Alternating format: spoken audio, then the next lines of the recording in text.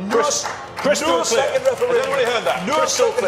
No second referendum. Excellent. Is it a clever plan? Does it really stick to the red lines that Theresa May set out? I'm amazed Andrea's saying this. I mean, it clearly doesn't stick to the red lines. It isn't Brexit. It leaves supporters who are supporting Leave Means Leave are incandescent with rage. We need to get on with it. The government needs to get a grip and accelerate the process. Please welcome to the stage John Longworth and Richard Tice.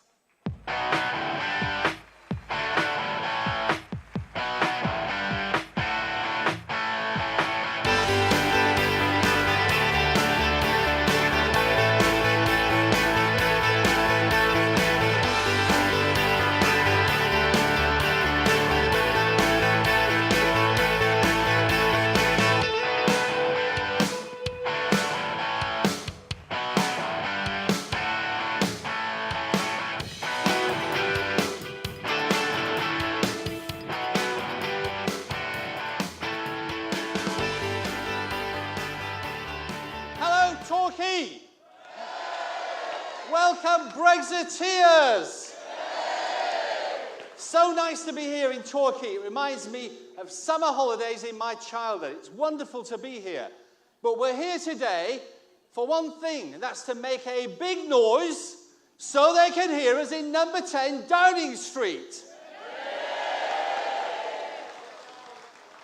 You know, my Brexit journey started 40 years ago.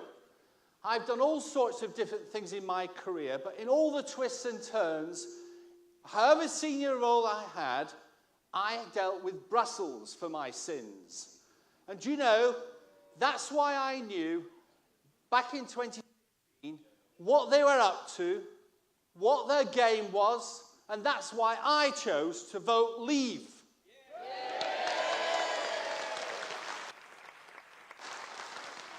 And in that same year, when I was the head of the British Chambers of Commerce, and I was so frustrated and horrified by the lies that the government were telling people in Project Fear, they're still at Project Fear now.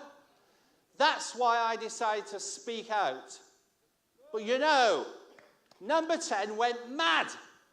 And they put so much pressure on my organisation that I felt the only thing I could do was to resign so I could campaign to leave the EU and speak the truth.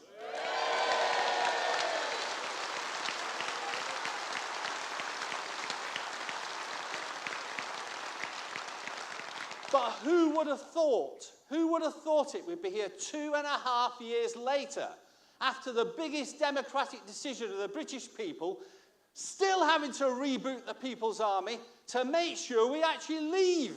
Who would have thought that? It's absolutely shocking. And you know, on that ballot paper, it didn't say you've got a choice between remaining in the EU and a really bad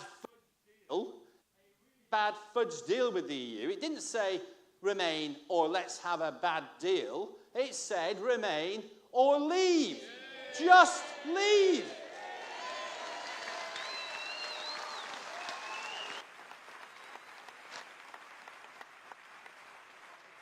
What can't they understand about that? It's very straightforward. So we're here today to say loudly to number 10 and to our MPs, which we all need to write to, leave really does mean leave.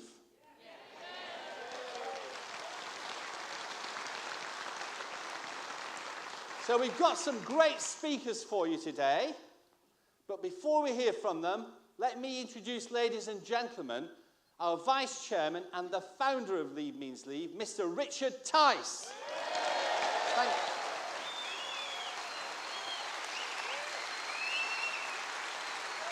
Thank you, John. Torquay, what a fantastic audience we've got here this afternoon. We know why we're here, ladies and gentlemen, because we are appalled.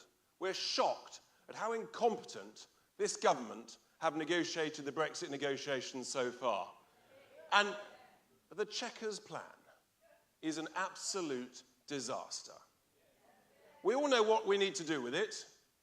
We need to chuck it in the bin.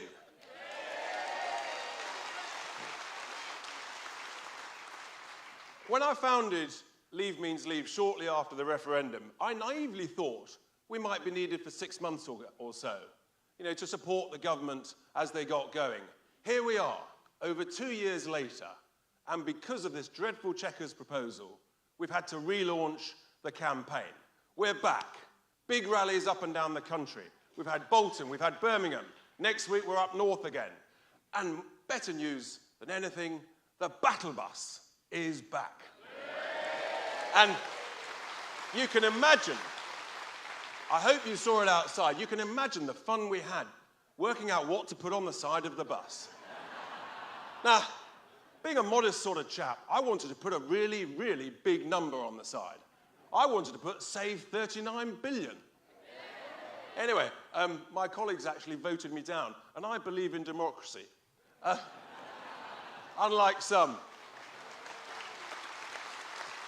Don't let anybody tell you, ladies and gentlemen, that it's too late, that we can't make a difference. We can. We can still influence this process. All of us here today, and our friends, our colleagues, our family. This is really, really important. Writing to our MPs, turning up at their surgeries, telling them, chuck Chequers and believe in Britain. We all know in the world of business, no deal is better than a bad deal. That was our original slogan. We also know, let's be honest, no deal, no problem. No deal, no problem. Forget all this scaremongering.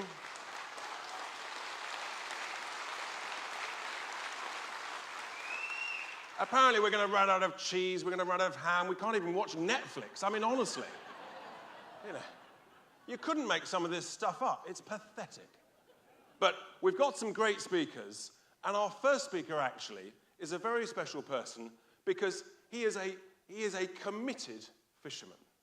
And the fishing industry is being royally shafted. Always has been since we joined the common market, and there's a real danger at the moment they're going to be doubly shafted. So I'd like you to bring a real warm welcome to Bracken Pearce, who's going to give us a few minutes about how the fishing industry is being so let down by this government. Bracken, welcome to the stage. Brilliant. Come over here.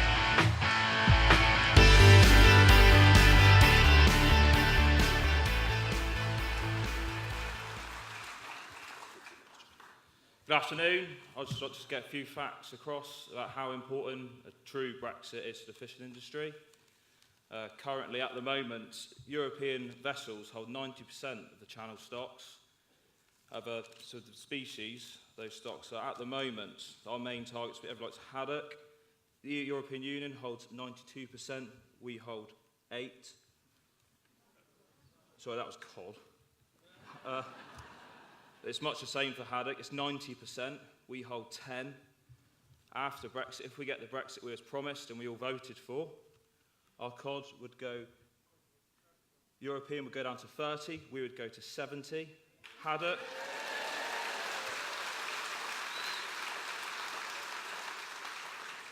Haddock, post-Brexit, 35%, we would get 65%. For all species across the UK, it would regain a £6 to £8 billion industry. These resources would be used to rebuild local communities, especially in the southwest. That would be extremely important.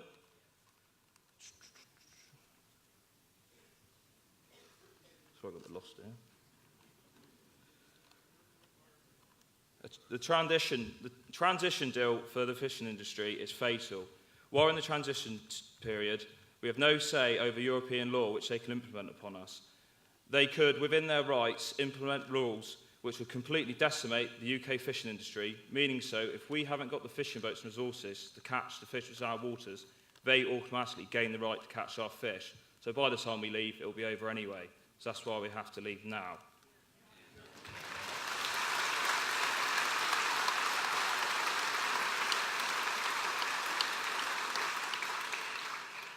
And that's the main points, really, I can get across today without going on too much. There's only the people who can do it for us, and that's the politicians, not us, so it's up to them now. Oh, thank you very much. Brilliant.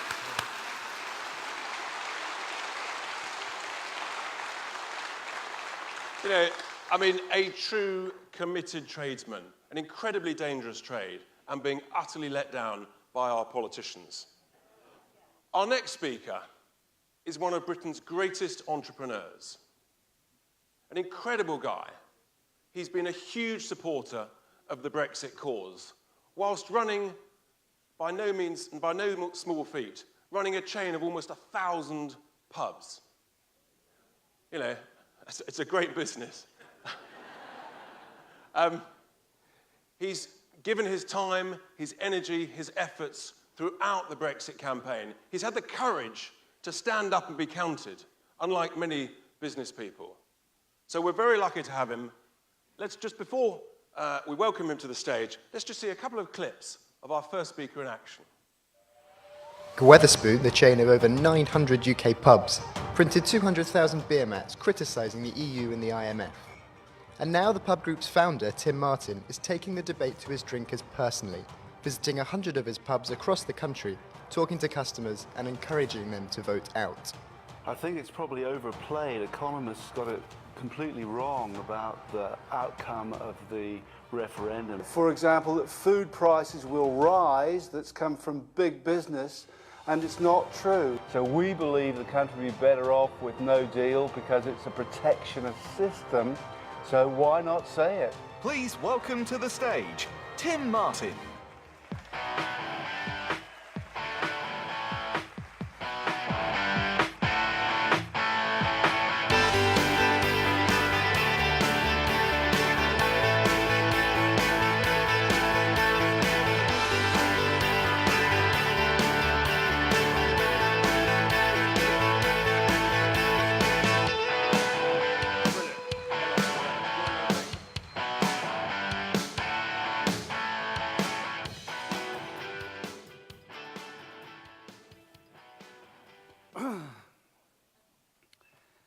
Thank you very much, everyone. Sincerely appreciate the very warm welcome.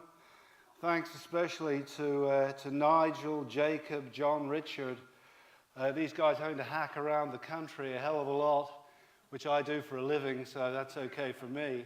But it's seriously hard work being away from your family, being on the road this much, and they've all done a tremendous job. Someone like Nigel over, 20 years?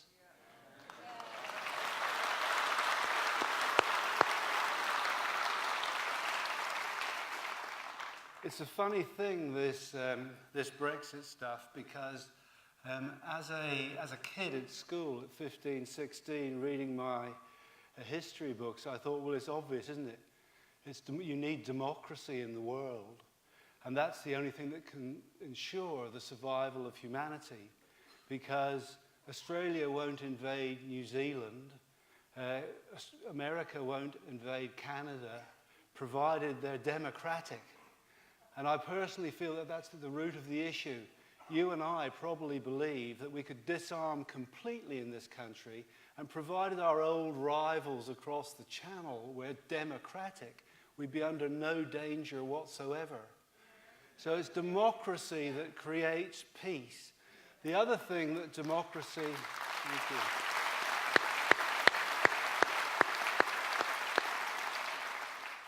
The other thing that democracy creates is prosperity. And sometimes it seems chaotic, but it does work. Look at Japan. In about 2 or 3 decades after it became democratic, became the second biggest economy in the world. It never had any of the stuff that America had before that. Look at South Korea, astonishing success, similar standard of living to us versus North Korea.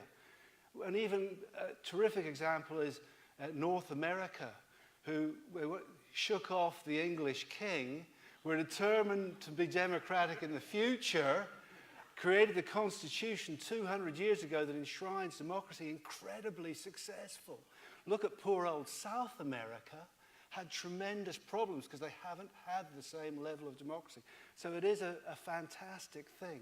Unfortunately, a lot of intellectual people, and this is at our highest universities and in the highest echelons of the land, don't quite believe that.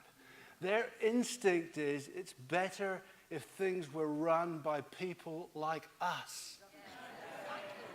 And they've...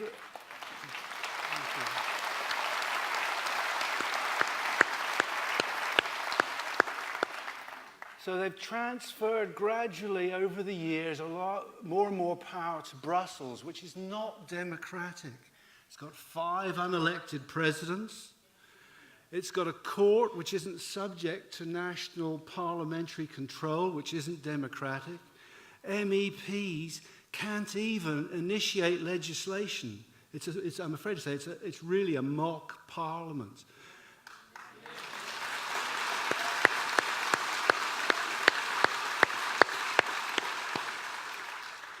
And like all people who aren't properly accountable to the public, it's accruing more power to itself as time goes by.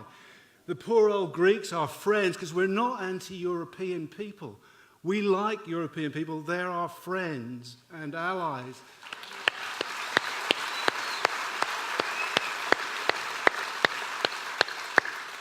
But as time goes by, the people at the centre are accruing more power to themselves. They've created the euro, and that means that national parliaments in Greece and Spain and elsewhere have lost control of interest rates and budgets, hugely important democratic controls. And of course, people get very frustrated and angry if they don't control those sort of things.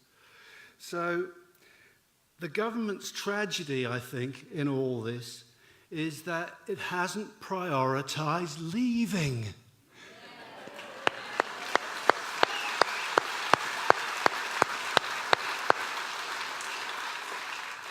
What it's done is prioritised a deal, and that, of course, as any people, you don't have to be Warren Buffett or work for Goldman Sachs to know if you say, I must have a deal, that's my main priority, what's going to happen? Richard used the word, and shafted comes into mind.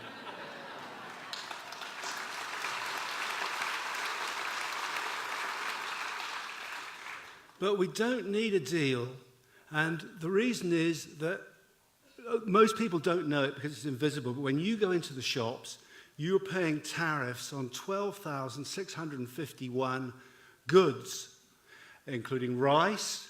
Are the rice growers of the UK going to worry if we abolish those tariffs? Coffee, I haven't yet seen those on any Devon or Cornwall farms. Oranges, New Zealand Sauvignon Blanc. How sacrilegious is this? When you go to your fridge and have a glass in the evening, 4 or 5p is collected by the British taxman and sent to Brussels.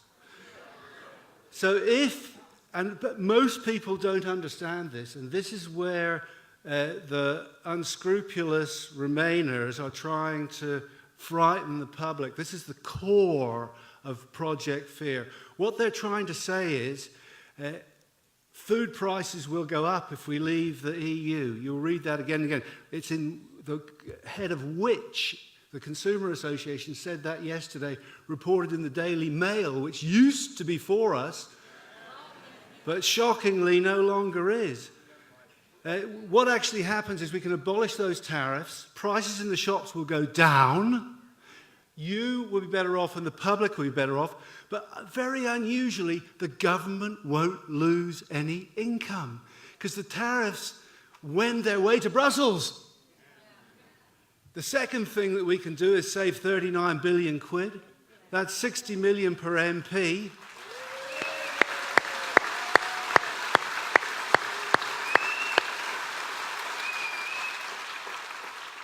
And invested in the UK. And the third thing we can do is regain control of fishing. This is on the 29th of March next year. Now, what worries me and what worries you, and I think what worries everyone, is that we're really dealing with a giant filibuster. If you leave it to the 29th of March and then have a transition period and then maybe extend it a bit more, just waiting for some circumstances which you can blame on Brexit. At some point there's going to be an economic downturn. They think if they can just drag it out long enough, blame it on Brexit. So it's really a question of taking charge of our own destiny. But one of the things that's being said is we're going to have chaos at the borders. and 50% of our trades with the EU. I think Wetherspoons tried to call the bluff of the government and other people on this issue. We said, okay, what we'll do then is we won't buy anything from Europe.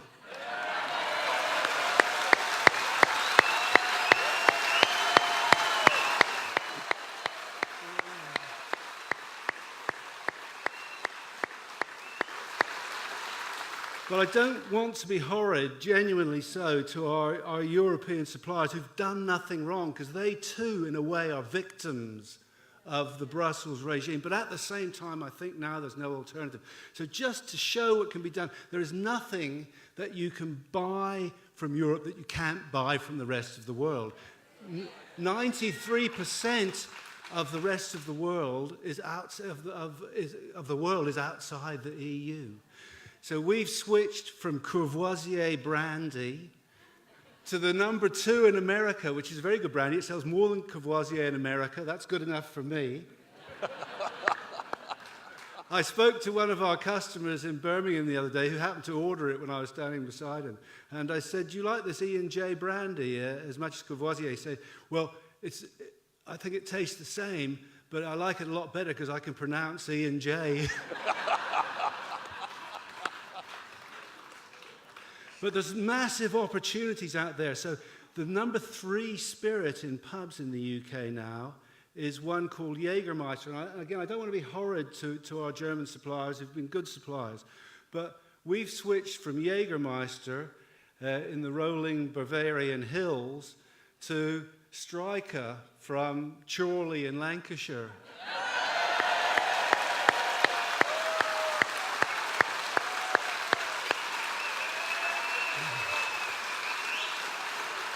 And it's selling more than Jägermeister. But, you know, we do believe in free trade, but there's an opportunity now for British suppliers and also for non-EU suppliers, American brandy suppliers or whatever. But I think the main point about this is now for the public. People are saying, what can I do?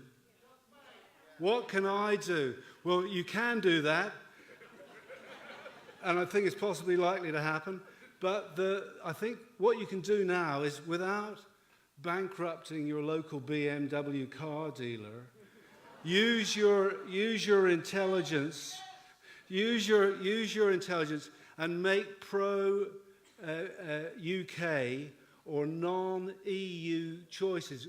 Why buy a French Merlot? Buy one from Australia, because that's what we're being told. You won't be able to buy the.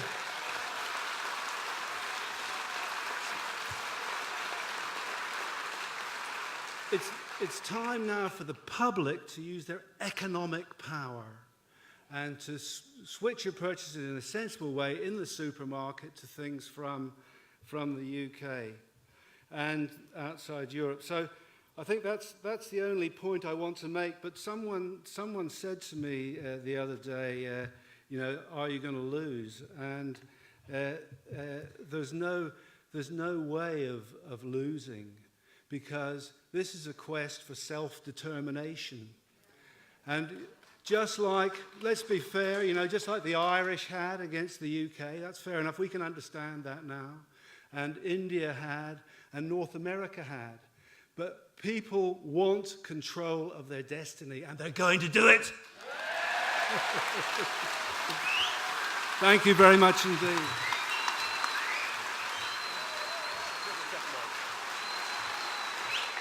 Isn't he?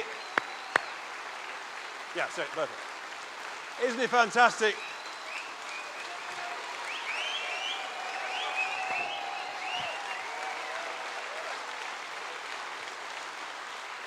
Isn't he fantastic? And doesn't he simplify things, you know, so that we understand pounds, shillings, and pence? One of our greatest entrepreneurs. It's really interesting that the greatest British entrepreneurs in this country, the James Dysons, the Anthony Bamfords, the Tim Martins of this world, they're all Brexiteers. And they're all quite happy to leave with no deal, no problem. And Tim clearly said how that can be done. So to our next speaker, ladies and gentlemen, who needs little introduction. But it is worth just pausing for a second and reminding ourselves just what he has achieved. Over the last 25 or so years, he has battled relentlessly for the cause of Brexit. He's possibly the original greatest Brexiteer ever. Slowly and surely, he has changed the course of British political history. And history will without question show him as one of the greatest, most influential political figures in our country since the Second World War. The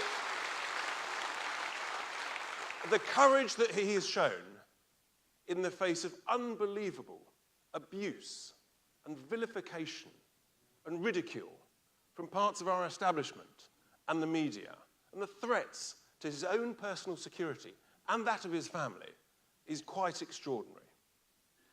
There's a wonderful example of that courage when, on one election day a few years ago, he was, battling for the cause. He was in an aeroplane, and it crashed. It would have killed many people. But thankfully, not our Nigel.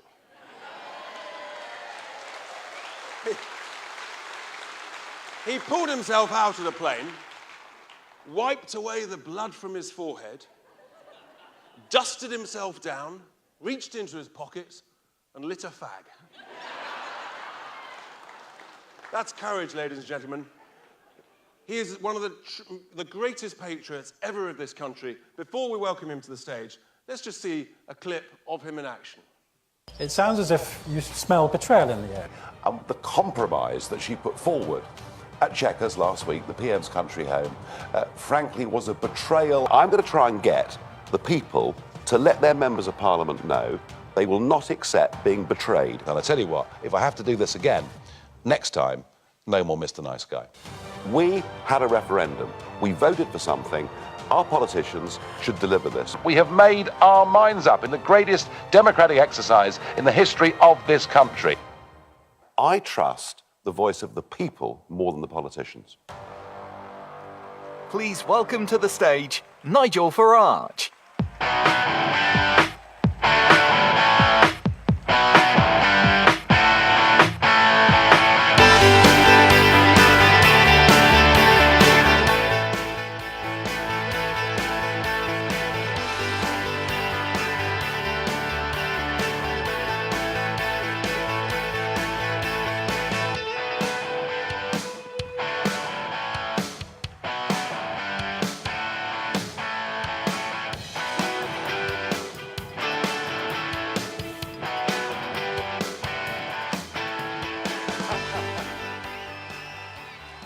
Hello, Torquay! I want to thank our chairman today, Richard Tice. I think, just to put me in the right frame of mind before coming to speak to you, he reminds me of my aeroplane crash in 2010. Thank you, Richard. Just what I needed. And whilst we're on this spirit of unity within Leave Means Leave, the chairman was wrong. He described me as the first Eurosceptic. I'm sorry, but that, in fact, was Henry VIII.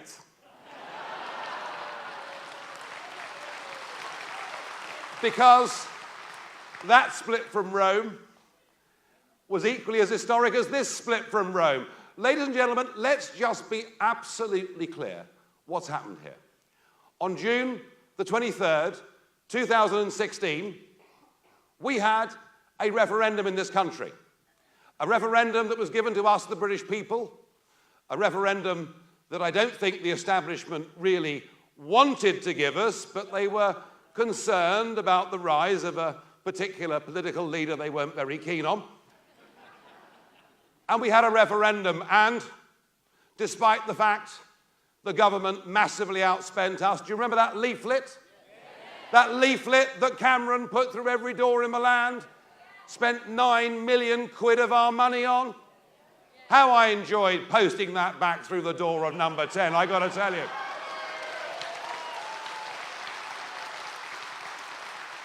But despite them outspending us, despite the best efforts of the neutral BBC,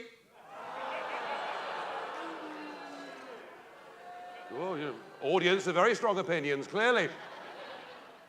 And despite the fact that virtually every big business leader, the multinationals, told us we'd lose jobs, we'd be in misery. The Chancellor of the Exchequer, do you remember that pasty-faced bloke called George Osborne? Telling us there'd be an emergency budget, interest rates would go up, predictions of doom, global leaders telling us we had to vote to remain, including, of course, the then President of the United States of America, Barack Obama. Despite being told that plagues of black locusts would descend upon our land, we stood up, we ignored them, and in what was the greatest exercise in democracy in the history of this great nation, we voted to leave.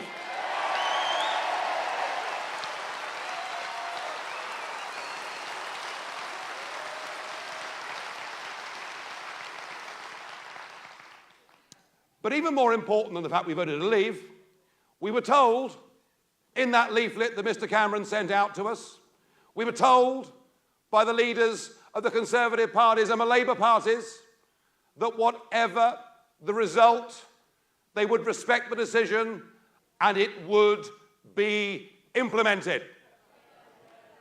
And here we are. Here we are. 2.5 years on.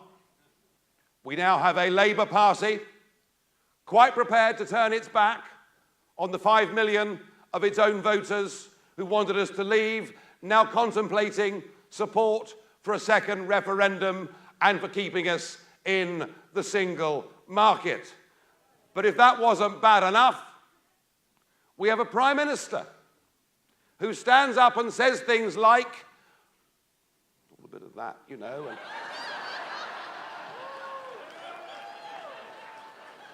well, Mark, you. It's the first time she's looked human for 10 years, so let me give her that. But we have a Prime Minister that stands up and says Brexit means Brexit. A Prime Minister that stands up, I'm sure they wind her up at the back in the mornings, and says we're going to take back control of our laws, our money, and our borders. Says we're going to leave the common fisheries policy. And well done. Brave lad coming up on that stage earlier on.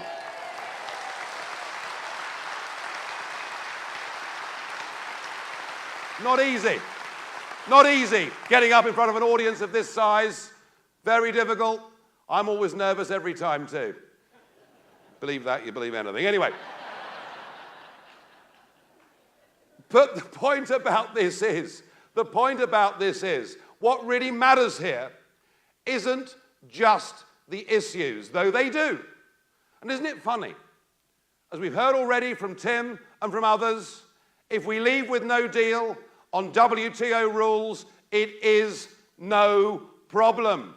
Just look at Southampton and Felixstowe every day. Look at the huge vessels that come in from China, that come in from America. We do vast amounts of business with these countries on WTO rules. Most trade done in the world is done on WTO rules. So no deal, no problem. But here's the bizarre thing, and this is where the betrayal is, I think, at its worst. For 20 years, because that's how long I've now been in the European Parliament. They love me over there.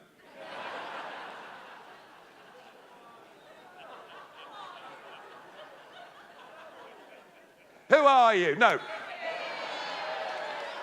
Well, you're not laughing now, are you?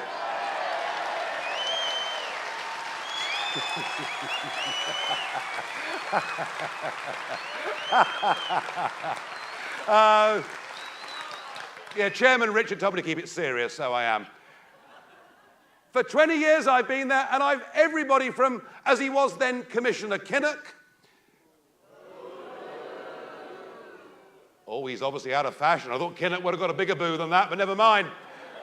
But everybody from Commissioner Kinnock to Giscard d'Estaing, all through those 20 years, people have said to me, if you want to leave our political union and replace that with a free trade agreement, that is on offer. And in the last few weeks, we've had Donald Tusk, even Monsieur Barnier. He's not arrogant, is he? We've had them saying if Britain wants a free trade tariff deal, it is on offer. We don't need a tariff deal to do business, but it kind of makes it easier. I'm sure Tim would agree with that. And they're offering it to us, and yet our government won't accept it. Because the truth is that when Mrs. May says Brexit means Brexit, what she actually means is Brexit means Remain.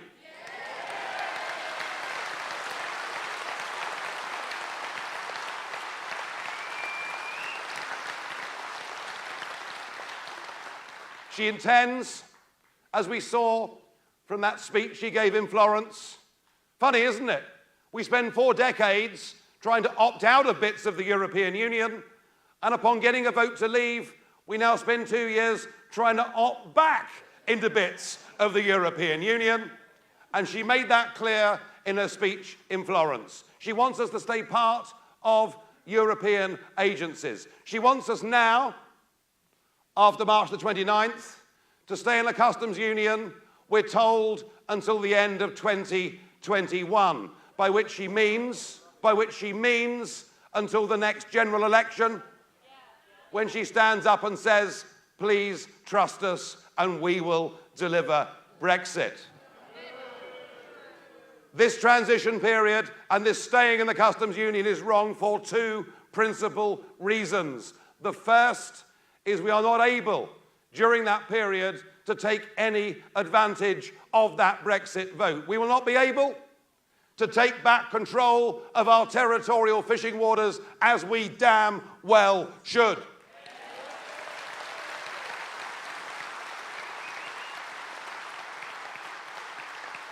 We will not be able to lift a finger to help any of the 5.2 million men and women out there running their own businesses, acting as sole traders, acting as unpaid tax inspectors for the government, overburdened by bureaucracy, beaten down by regulatory authorities, those men and women who provide 60% of the jobs in the private sector in this country, and without whom our entire economy could not exist. They contribute far more than the firms of a CBI, and we need to help them.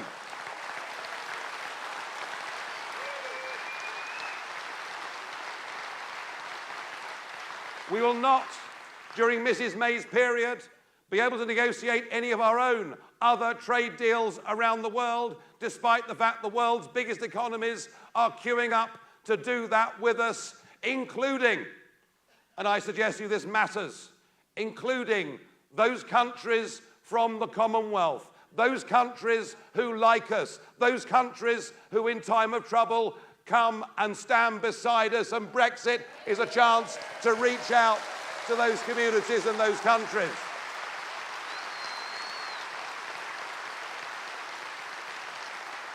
We will not, under Mrs. May's plan, be able to introduce any immigration controls whatsoever. And most of us who voted Brexit believe that our post-war policy of a net migration figure of about 30,000 a year kind of worked.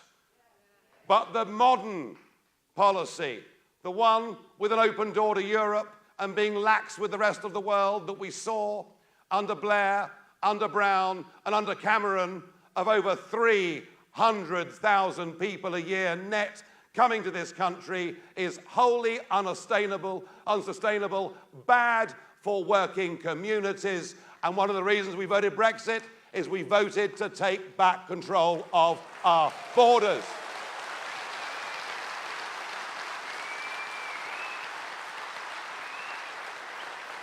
And none of that can happen. None of that can now happen if Mrs. May's plan goes through. And of course she goes off, doesn't she, to Brussels on Thursday to the next European summit. And the second reason why this current course of action is wrong, there is something even more fundamental, folks, going on here than arguments about why it's right or wrong to leave the European Union. We had the people's vote in 2016. We made our decision. We made a democratic choice. And for this government to attempt to leave us half in and half out is not just to betray the people that voted in this referendum. It is to devalue, possibly permanently, the bond of trust that needs to exist between the electors and the elected that keeps us a free and peaceful country.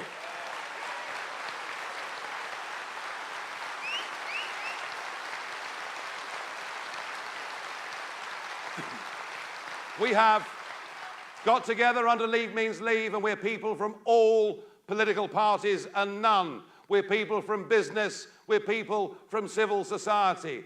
We don't recognise the issues of left or right as even being relevant to the issue of getting Brexit delivered. This is about right and wrong, and we want Brexit delivered.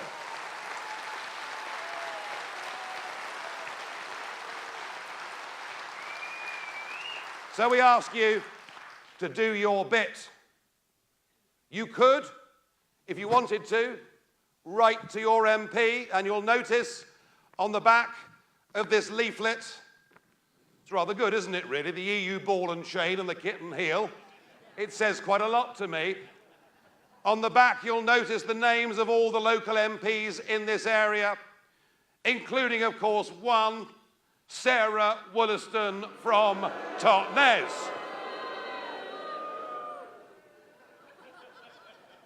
A woman who initially said she would support the Leave campaign, but then, of course, she wanted to get elected, didn't she? Very soon turned turtle and is now pushing for a second referendum. I don't want you, if you live in Totnes, to just write to Sarah Wollaston. I want you queuing up outside her constituency office.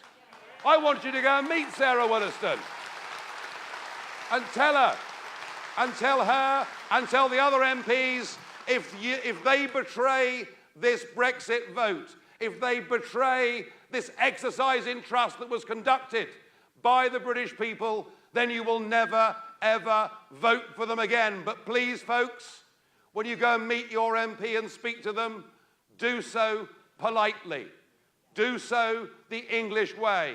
Do not stoop to the levels of behaviour that we've seen on many occasions from the other side. We are better than that. We are better as people. We believe in our communities. We believe in our country.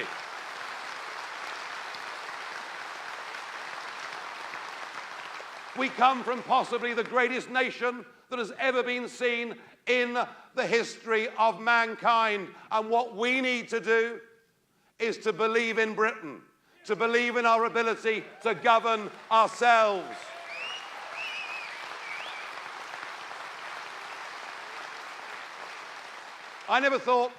I genuinely never thought, after that glorious morning of June the 24th, and by the way, I still think June the 23rd needs to be a public holiday called Independence Day. But I never thought after that day I would need to be back on any stage or any platform whatsoever. I perhaps naively thought that they would carry out our will. It is now clear they will not carry out the chosen position of the British people. So what we now need to do with Leave Means Leave is not just have rallies around this country, it's not just get you to go and lobby your MPs. We will now need to rebuild the people's army that helped us deliver Brexit, and I ask you to volunteer, I ask you to join, I ask you to help us. We've got a big short-term battle over the course of the next few weeks, and I hope that those members of Parliament who are committed to delivering Brexit have the courage to stand up and do so. But we could be in, I'm sorry to say, for a much longer fight to get that result delivered. Well, I tell you something, if we are in for that long fight, I'm in for it, and I'm hoping you are too. Thank you.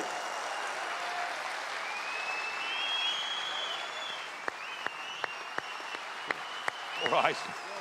Great stuff. We've got them up there. Brilliant. Thank you. Thank you. Woo! Woo! Brexit! Brexit!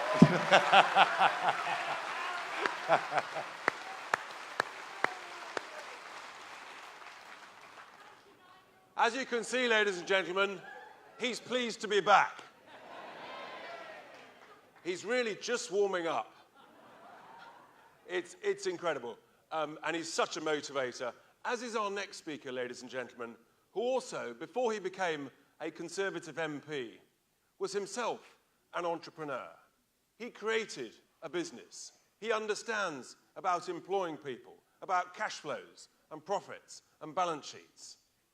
And now, in the House of Commons, without question, he is the politest, best dressed, most eloquent member of the House of Commons.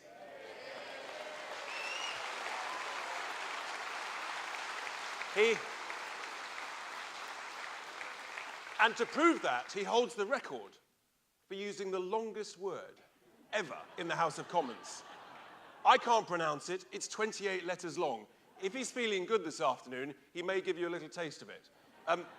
He holds an incredibly important role at the current time because he's chairman of the European Research Group of Brexiteer MPs, and they hold a critical function in helping to chuck this dreadful Chequers proposal.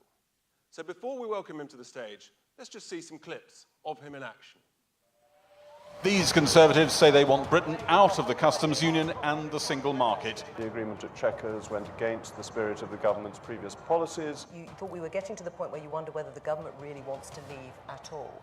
Beginning to be a feeling that we are modelling ourselves on the Grand Old Duke of York. We get marched up the top of the hill and we get marched down again. Aren't we just still acting as if we are in the European Union, we're bound by the European Union, we are lackeys of the European Union? Wouldn't you like a debate and discussion about that? Yeah, okay, but don't you think... All right, well, let's leave that. Let's leave my despicability to one side, because what's important is to have the discussion. The United Kingdom Parliament, the most ancient democratic parliament in the world, has been made powerless. Please welcome to the stage, Jacob Rees-Mogg, MP.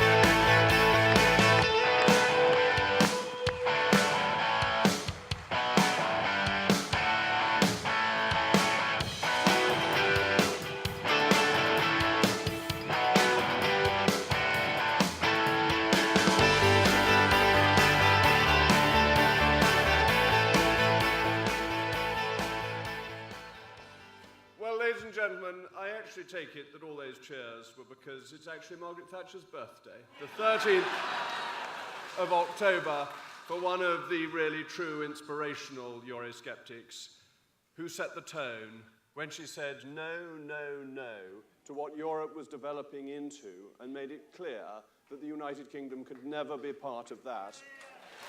And it is in that spirit that I want to remind you actually of how marvellous and courageous and determined you all are. Because as Nigel alluded to, we were warned of all sorts of terrible things that were going to happen in Project Fear, of the 800,000 jobs that were going to be lost, of the punishment budget that was going to happen. And the British people, led and inspired by people like you who were willing to be on this side before it was a winning cause, before it was fashionable, decided that they weren't going to be bullied, that they were going to stand up for what they believed in, stand up for democracy, and make sure that we restored our freedoms. And we see Project Fear continues. I hope you've noticed the latest set of announcements, because I imagine you are all very worried about what has come out, particularly on the thought that caviar is going to be more expensive. I do understand that the plump panjandrums in Parliament may be worried about the price of caviar, but if that is the only cost we have to bear on leaving the European Union, I think we'll just about cope. And that, I think, shows the ludicrous nature of Project Fear that is trying to think up anything and everything it can to make us believe we are a weak country. But we're not a weak country. We are a strong country, a great country, not only by our history, but by our future.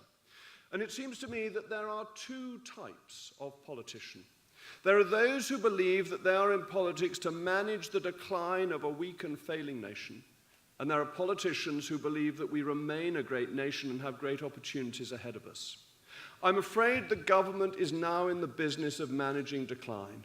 It doesn't think that Brexit can be a success, and therefore it must ameliorate the consequences. I think Brexit is this stunning and exciting opportunity that we must grasp for and embrace and take on full-bloodedly. Why do I think that? Well, first of all, and most simply and straightforwardly, we will make better decisions for ourselves than other people can make for us. And that...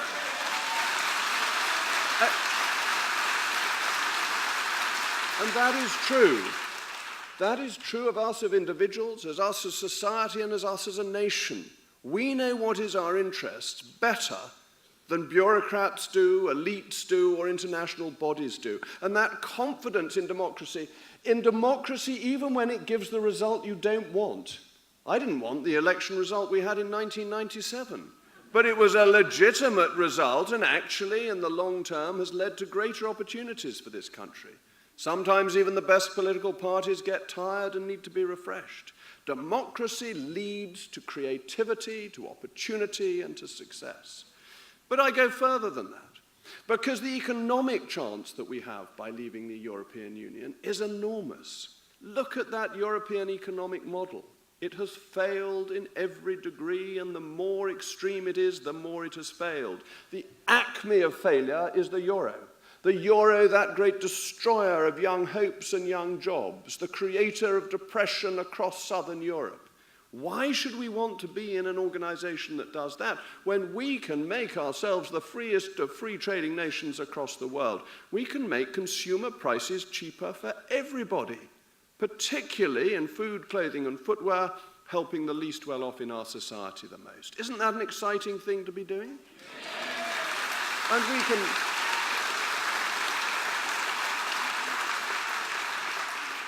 And we can regulate according to our own needs.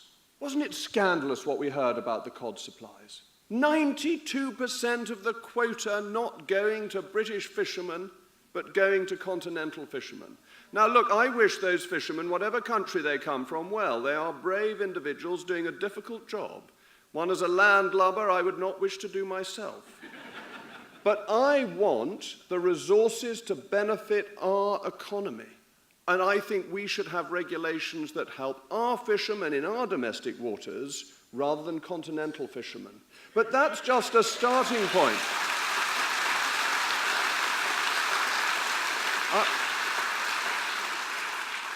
I want James Dyson to be able to make his excellent hoovers, or vacuum cleaners, as I probably ought to call them, or Dysons, as we will no doubt call them in future generations. I want him to make ones that are efficient for people to use in this country, not to help German industry. Again. And I don't know if we have any members of the Green Party here, but if we do, the Green Party was at one point very Eurosceptic, because the European Union, by putting tariffs on Chinese photovoltaic cells to protect an inefficient German industry, made it harder and more expensive for people to have green energy. So whatever spectrum of politics you're on, whether you are a hard-nosed right-winger or whether you are a green lefty, you have...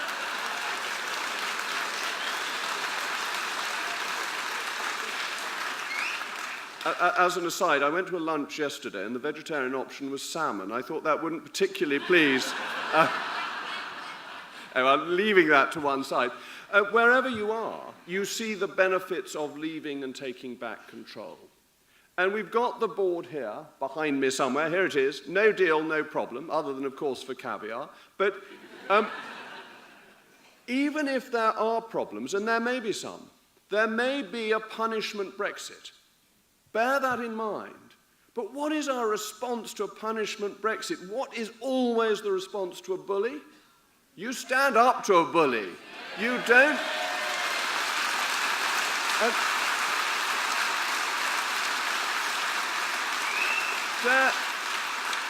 Dare I say, we've stood up to the French once or twice before, normally rather successfully. And that must be the message. If there are queues at Dover, if the M20 becomes a car park, if there are certain difficulties for a short time because the EU decides to cut off its nose to spite its face, if the EU is a mafia-style organisation that says if you want to leave, we will kneecap you, then all the better for leaving, because you have to get out of that organisation.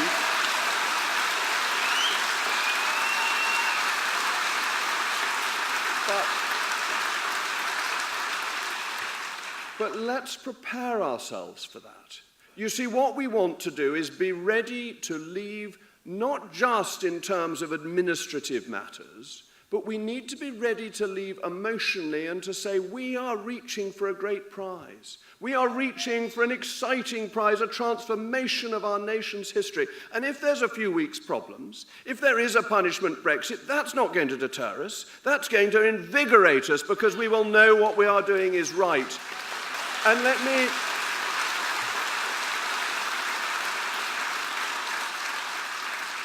me give you one piece of reassurance. You may read in the newspapers that Tory MPs are getting a bit frit, to use Margaret Thatcher's word, a bit nervy, likely to back down in face of the terrors and the patronage that come forth from Downing Street. Well, let me deal in the floxy-knocky nihilopilification of these appalling rumours. Because, as I point out to the whips, there are probably 39 Tory MPs who are more tough-minded on this issue than I am. I am not the most tough-minded amongst my friends within the Conservative Party. And those 39 will not turn. I will not turn.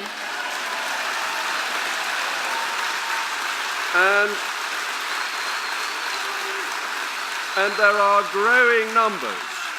There are growing numbers beyond that who are determined that we should deliver on the Brexit that we promised. Why? Because the future of our country is at stake. The future of our party is at stake. The opportunity for the United Kingdom is within grasp. It is so exciting. We are so nearly there. We must make sure that Chequers is binned, that this idea of a customs union, this sheer lunacy of paying £3.5 billion a year to subsidise the European Union for all eternity, is binned. We are so close. We are almost there. We just need to be steady for a few more weeks. And if we do that, the prize is there to be grasped. With your support, we will grasp it. Thank you.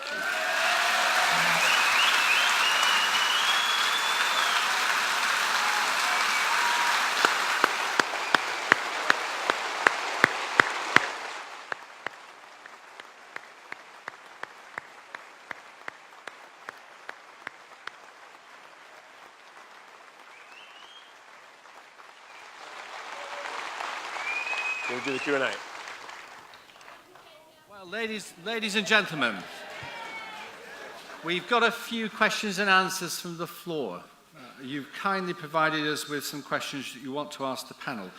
Just before I mention these, I'd like to share with you my favourite latest project fear. Apparently, if we leave the European Space Agency, we will now have to rely on the Americans to tell us when an asteroid is about to crash into the Earth.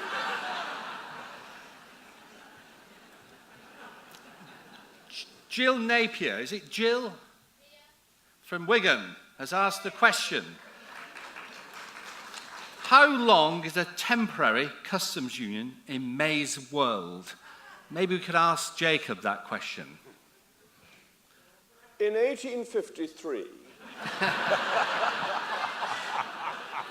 William Gladstone, in a budget speech lasting 4 3/4 hours, said that income tax was a temporary measure which would be phased out in 1860.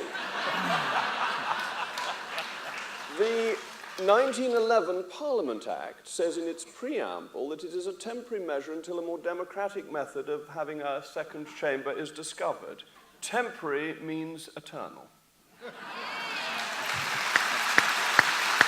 So, Bill Hunt from Tavistock has asked the question, why do we have to pay the 39 billion? Perhaps Nigel could answer that. We don't have to.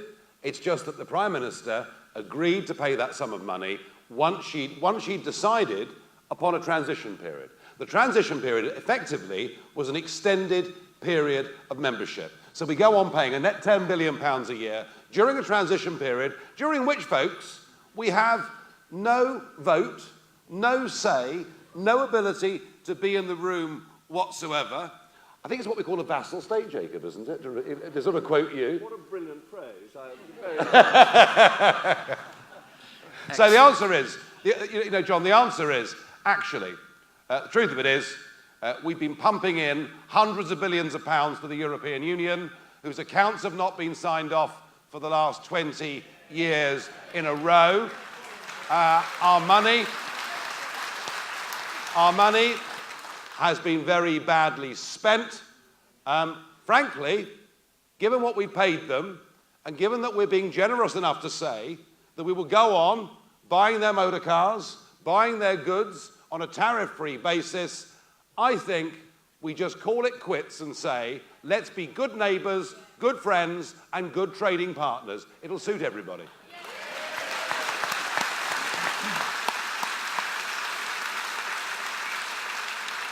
So final question from Peter Elliott from Oxford, and I think I'll ask Tim, but ask each of the panel also to answer this one. He says, what would happen if we just turned around to the EU and said, we're not going to do anything about the Irish border. If you want a hard border, you do it.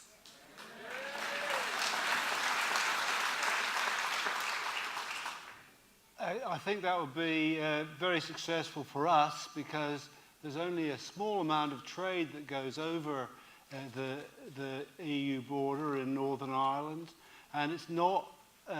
We've got examples of other types of tariffs and costs which are levied. For example, Wetherspoon transfers beer from the UK to the Republic of Ireland, and we have to pay back, reclaim the duty in the UK, take it over to Ireland, put it into a warehouse, pay duty in Ireland, and then we sell the beer in our pubs in Ireland. There is no border to do that. They just deal with it away from the border in documentation, and that's what we can do in Northern Ireland.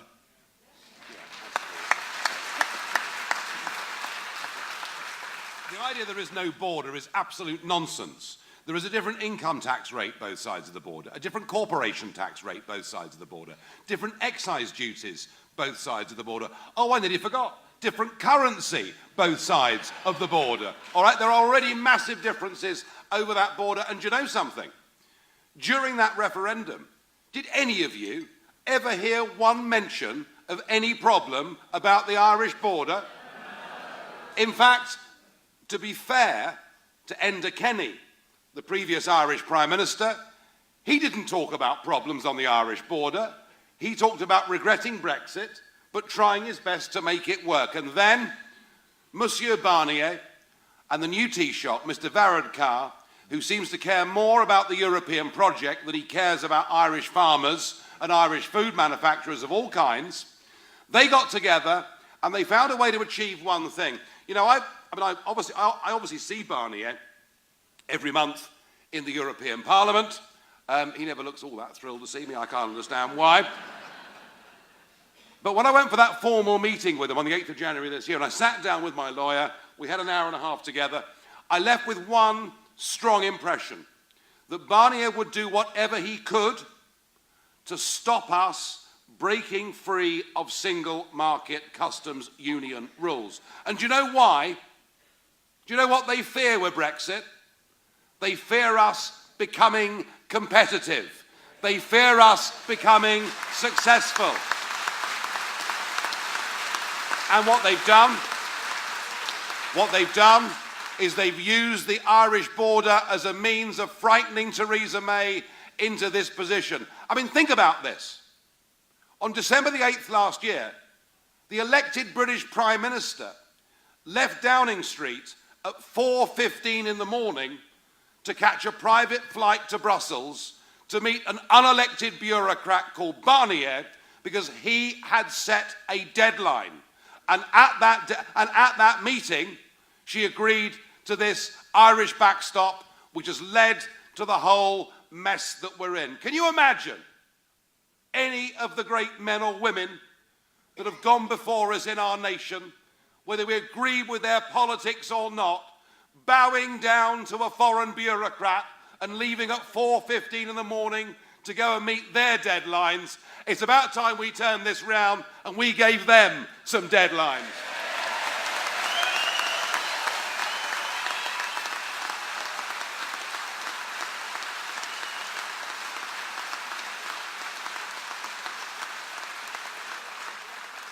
Jacob.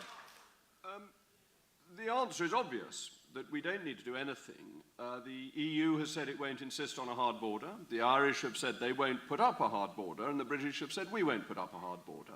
But the ERG, the European Research Group, went one better than that. We said, what is the European Union's concern, and how do we meet it using existing EU precedent on its other borders? And if you do that, you can meet the requirements of the integrity of the single market, which may or may not be a bogus issue. I mean, I happen to agree with Nigel completely. I think it is a bogus issue, but just accept that it isn't for a moment. If you can solve their concerns, then they've got no excuse for making this border issue the issue that stops a clean Brexit. And our paper set out how you do that. And I'll give you one example. The EU rulebook says that you have to have veterinary checks immediately on the border. And that makes it sound as if you have to have a hard border with checks at the border. Then turns out at Rotterdam, immediately on the border means 12 miles away. So there is already a precedent for not being at the border, and therefore you don't need the hard border checks. But of course there will be differences. They simply won't be implemented at the particularly politically sensitive Irish border. So there is a solution of saying, just go away. But there is also a solution of saying, look, we can meet all your requirements according to all your previous precedents, according to EU law, and therefore let's get on to the next thing. Thank you very much, or else we'll keep our £39 billion.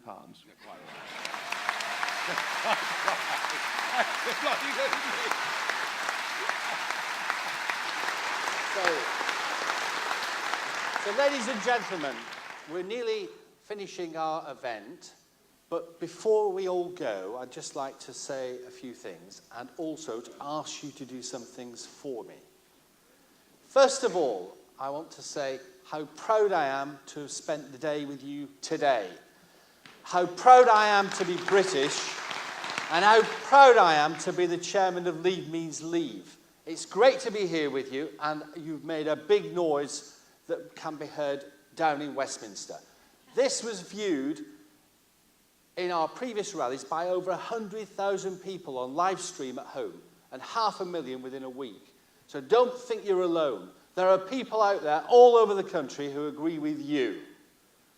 The second thing I want to do is to ask you, been asked already a number of times, to write to your MP, to go and see your MP, to put it actually on paper, because you'd be surprised how impactful it is when they get an actual mailbag. So unusual nowadays. The MP's names and addresses are on the back of your leaflets. There's a website on the back of the leaflet where you can put your postcode in and find out who your MP is and their address if you don't already know. There is one final thing I'd like you to do for me. Because here today we're filming for live stream, and we want to send a message all around the country. So the first thing I'd like you to do is to get hold of your boards and stand up. Any of the boards. Leave Means Leave, Believe in Britain, Save Brexit. We want the whole lot. Stand up, grab your boards. Show the country you mean business. We do. So, after me, let's make a noise. What do we want? Brexit! When do we want it? Now! What do we want? Brexit! When do we want it? Now! What do we want? Brexit! When do we want it? Now. Give yourselves a cheer. Yay! Thank you, ladies and gentlemen. Thank you to our panel. The whole new lives come over it. All right, fine, very good.